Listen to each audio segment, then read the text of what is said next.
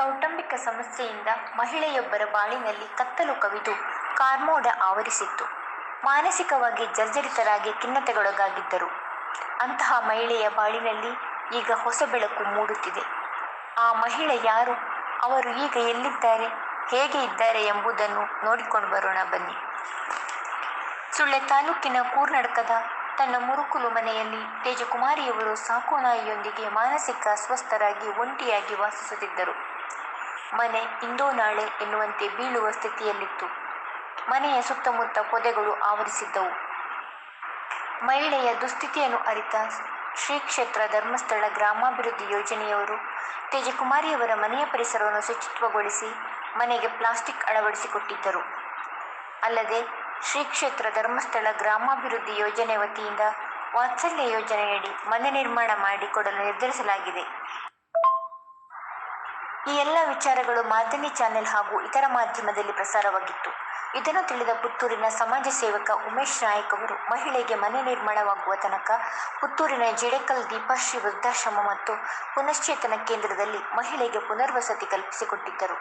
ಅಲ್ಲಿ ತೇಜಕುಮಾರಿಯವರ ಮಾನಸಿಕ ಸ್ಥಿತಿ ಇನ್ನಷ್ಟು ಹದಗೆಟ್ಟ ಹಿನ್ನೆಲೆಯಲ್ಲಿ ಮಹಿಳಾ ಮತ್ತು ಮಕ್ಕಳ ಕಲ್ಯಾಣ ಇಲಾಖೆಯ ಸಹಕಾರದೊಂದಿಗೆ ಮಂಗಳೂರಿನ ವೆನ್ಲಾಕ್ ಆಸ್ಪತ್ರೆಗೆ ದಾಖಲಿಸಿದ್ದಾರೆ. ಈಗ ಅವರ ಬಾಳಿನಲ್ಲಿ ಹೊಸ ಆಶಾಕಿರಣ ಮೂಡುತ್ತಿದೆ.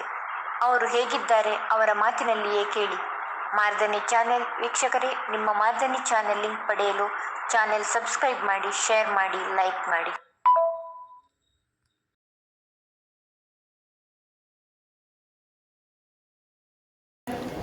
ನಮಸ್ತೆ, ಹೇಗಿದ್ದೀರಿ? ಗುರುತು ಸಿಕ್ಕಿತಾ? ಈ ಕಳೆ ನನ್ನ ಗುರುತು ಸಿಗದಿದ್ರೆ ಅದ್ರದ್ದು ಸಿಗ್ತದಲ್ಲ ನಿಮಗೆ? ಅದ್ರ ಗುರುತು ಉಂಟಾ? ಎಂಥದ್ದು? ಕಟ್ಲೀಸ್. ನನ್ನ ಪರಿಚಯ ಉಂಟಲ್ಲ? ಹಾಂ. ಎಲ್ಲಿ ಬಂದಿದ್ದೀರಿ ನೀವು? ಎಲ್ಲಿ? ವೆನ್ಲಾಕಲ್ಯಾ? ಹಾಂ. ಎಂತ ಮಾಡ್ತೀರಿ ಈಗ ನೀವು? ಮನೆ ಮತ್ತು ತಗೊಳ್ತಿದ್ದೀರಾ? ಸೌಖ್ಯ ಆಗಿದ್ದೀರಲ್ಲ? ನಾನು ಕೊಟ್ಟ ಪುಸ್ತಕ ಎಲ್ಲಿ ಉಂಟು?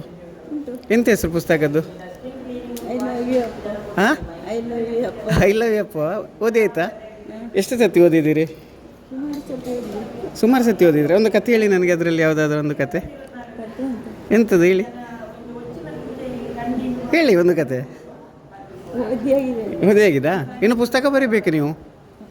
ಇನ್ನು ಎಲ್ಲಿಗೆ ಹೋಗ್ತೀರಿ ಈಗ? ಮನೆಗೆ ಹೋಗ್ತೀರಾ? ಎಂತ ಮನೆ? ಓ, ಅದೆಲ್ಲ ನೆನಪುಂಟಾ? ಯಾರು ಮನೆ ಕಟ್ಟಿ ಕೊಡ್ತಾರೆ ಹೇಳಿದ್ದಾರೆ? ಎಲ್ಲರೂ ಸೇರಿ ಕಟ್ಟಿ ಕಟ್ತಾರಾ? ಅದು ಮತ್ತೆ ಅಲ್ಲಿ ನಾವೊಂದು ಮನೆಗೆ ಕರ್ಕೊಂಡು ಹೋದದಲ್ಲ ನಿಮ್ಮನ್ನು, ಅಲ್ಲಿ ಎಲ್ಲ ಸ್ಪಂಜೆಲ್ಲ ತುಂಡು ತುಂಡು ಮಾಡಿ ಹಾಕಿದ್ದೀರಾ? ಯೋದೇವ, ಅದು ಸಹ ನೆನಪುಂಟ ನಿಮಗೆ? ನೀವು ಹೇಳೋದಲ್ಲ, ನಾನು ತಂದು ಕೊಡ್ತಿದ್ದಲ್ಲ ವಿಶ್ವರ್ ನಿಮಗೆ. ನೀವು ಅದನ್ನು ಸ್ಪಂಜನ್ನು ಹಾಳು ಮಾಡಿ ತುಂಡು ಮಾಡಿ ಹಾಕಿದ್ದು. ಎಂತ ಮಾಡಬೇಕೆಂತ ಗೊತ್ತಾಗಲಿಲ್ಲ ನಿಮಗೆ? ನಾಚಿಕೆ ಆಯ್ತು ಹೇಳಲಿಕ್ಕೆ? ಹೇಳ್ಬೇಕಿತ್ತಲ್ಲ.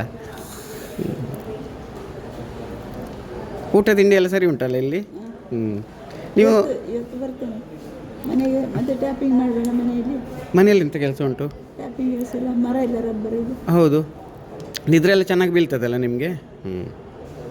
ನೋಡುವ, ನಾನು ಒಂದು ಸತಿ ಧರ್ಮಸ್ಥಳದವರಲ್ಲಿ ಕೇಳ್ತೇನೆ. ಕೇಳಿದ ನಂತರ ಮತ್ತೆ ಎಂತಂತ ನೋಡುವ, ಆಯಿತಾ?